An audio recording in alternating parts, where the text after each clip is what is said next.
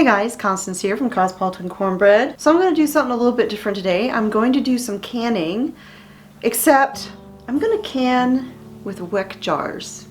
So this is my very first time ever using Weck jars. I ordered some a while back. I just haven't gotten around to actually using them. If you are not familiar with Weck jars are basically the ball canning jars of Europe. Over there they don't really use ball or care or anchor hocking or anything like that. Generally what you're going to find over there is Weck jars. And Weck jars, just like canning jars here in the United States, come in all different shapes and sizes and designs and all of that. And same goes for the Weck jars. Now these are just kind of like a traditional jelly jar. It's just like a straight walled jelly jar. It's got a cute little, I don't know if it shows up, but it's got like a cute little strawberry there that says Weck on the side. So they're very common. Now they are sized by liters, and so you would have to kind of convert that over into our wonderful ounces and cups. But generally this size jar here is going to be your half pint canning jar, jelly jar, and so that is what I'm going to can my watermelon, low sugar watermelon jelly in today. Now the biggest difference between these jars and the American canning jars is the top. The lid is actually glass, and it has these little metal clips that hold the lid in place, and it is sealed with a gasket. Now this is kind of reminiscent of the reusable lids that we have here in the US, the Tattlers or Harvest Guard. Those also have a gasket that you use to seal the lid to the jar. Now with the Tattlers or the Harvest Guard, you're still going to use that traditional ring to hold it into place, but these use the clips. So basically you're going to warm up your gasket, get it nice and hot, fill up your jar, put the gasket and lid on, and then you use the two clips, one on each side, to hold it into place. And then you just let it cool, let it seal like you would your normal canning that you do all the other times. And then the next day, instead of taking the ring off, you take the clips off. Now these jars do cost more than your ball canning jars, so that's why I don't have a bunch of them. I just have a couple sets. I got them because I like the fact that everything is reusable. I like the fact that the lids are glass instead of plastic. Even though the plastic lids that we have, the Tattlers, the Harvest Guard, or the metal lids with the plastic lining, even though they're all like BPA free and everything like that, I've always preferred using glass, whether it's dishes, storage containers, or anything. That's just kind of my preference. So I really like these glass lids. You can order these through Amazon. You can order them from the Container Store. There's a bunch of different places. I think you can actually go to like the Weck website and order them from there if that is something that interests you. So I'm going to get started. I've already washed all of the jars. So I'm going to get my canner going over here and get these all heated and all that, and I'm going to get started doing my jelly. So I've got my watermelon juice and my lemon juice here in my pot. 2 cups of watermelon juice, half a cup of lemon juice, and I'm getting ready to add in my low sugar pectin. Now low sugar pectin can get a little bit clumpy sometimes, and so what I find to help prevent that is to put it in a bowl and kind of whisk it a little bit, make sure there's no lumps in it before I put it into the jelly. And then another thing is sometimes doing low sugar recipes, it can take a little bit longer for that jelly to gel and firm up. So a great way to make sure that your jelly has cooked long enough is to set a plate or a couple of spoons in your freezer, get them nice and cold, and then when you think the jelly is ready, put a little drop on that cold plate or on that spoon, run your finger through it, see if it pushes through or if it just swipes right through it. If it just swipes right through it and it's still liquidy, you got to cook it a little bit longer. If it if you push your finger through that dollop of jelly and it kind of pushes back, it's ready.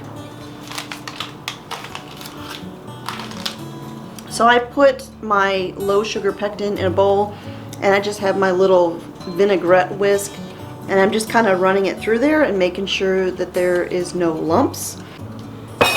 I have had a lot of people asking me about these measuring scoops that I have. I ordered these years ago from Amazon. I think it was actually one of the very first purchases I ever made from Amazon was for these measuring scoops. They are measuring cups, like this is 1 cup, this is a half cup, but they are in the shape of a scoop, which makes it really easy to get down into canisters and things like that. They're made by Norpro. They are stainless steel. They are super durable. I love them. However, when I ordered the set, it came as a set of 4 measuring scoops, like your measuring cups. And traditionally, when you get a set of measuring cups, it's full cup, half cup, third cup, quarter cup. That is what I assumed this set was, and I had been using it for a couple of weeks, and some of my recipes were just not quite turning out exactly as I thought they should. And then I looked closely and I paid attention to what it said on the handles. This set of scoops is not full cup, half cup, third cup, quarter cup. It is full cup, half cup, quarter cup, eighth cup. Now, they are, like I said, good measuring scoops, cups, very durable and all of that, except just not the measurements you would think it is. Alright, so I've got my 3.5 cups of sugar. That does not go in quite yet, but I've got it ready. Move all this stuff out of the way. Okay, I'm going to go ahead and add in my low sugar pectin. We're going to bring this to a boil. And again, because low sugar pectin does have a tendency to kind of clump a little bit, I'm going to go ahead and I'm going to whisk this.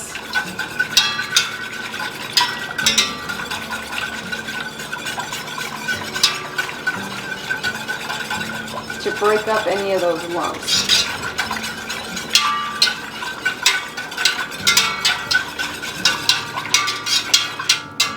And I'll keep my whisk handy just in case I need it to whisk it a couple more times.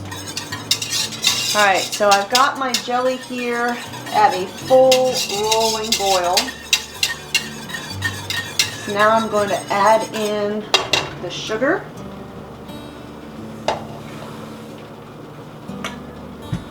And I know that looks like a lot of sugar, but relatively speaking, when you compare it to a traditional jelly recipe, it's almost cut in half. So I'm just going to stir this, and I'm going to switch over to my handy dandy spoon here. And we're going to wait until this comes to a full boil again. And when I say a full boil, that means a boil that doesn't stop boiling when you stir it. Because a lot of times you'll see it's bubbling, it's boiling, but as soon as you stir, it stops. But a full boil is when you stir and it keeps bubbling anyways. And once it comes to that full boil, we're going to let it do that for 2 minutes.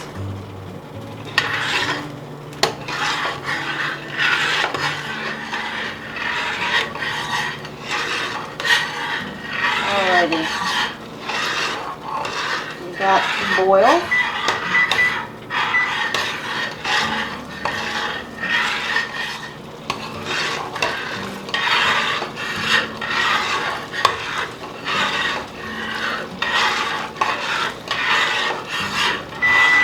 Okay, so I'm going to pull this off of the heat, and I'm going to grab my cold plate. I'm just going to take a spoonful and just kind of dribble it on there.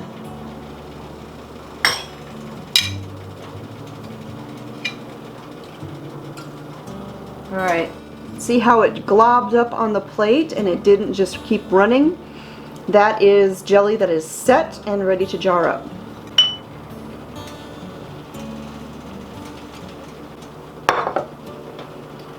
Alright, now the funnel that I have here, the opening in these Weck jars isn't quite as big as the opening in other jelly jars, or not these Weck jars. Some of the other ones they are, but this particular style they're not. And so the funnel doesn't fit into the jar, but it does still work. I just have to hold it into place.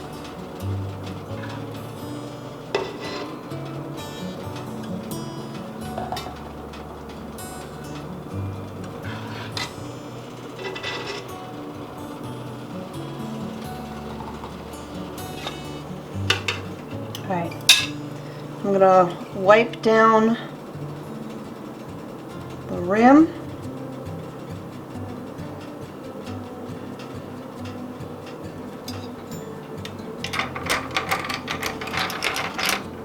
I'm gonna grab one of my lids here and a gasket.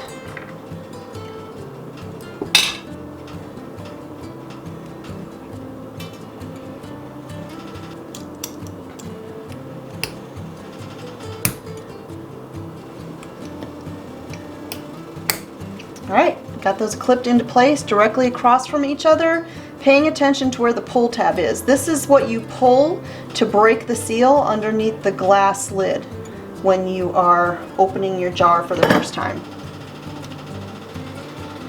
Alright, so my canner is going over there. The jars are going to process for 10 minutes, just like the other traditional watermelon jelly. Now I did have one jar not completely filled, and so I am just letting this cool, and once it's room temperature I'll stick it in the fridge. Now I do know that a lot of people are having great difficulty finding pectins, and maybe you were looking for original and you could only find low sugar or vice versa, and so that is why this week I'm sharing both versions of the watermelon jelly. That way you can make the jelly with whichever pectin you happen to have, whether it's low sugar or original. Both of these recipes you'll be able to find at my website, cosmopolitancornbread.com, where you can find hundreds of other recipes and articles and all of that. So thanks for joining me here in the Homestead Kitchen. My name is Constance, and I'll talk to y'all next time.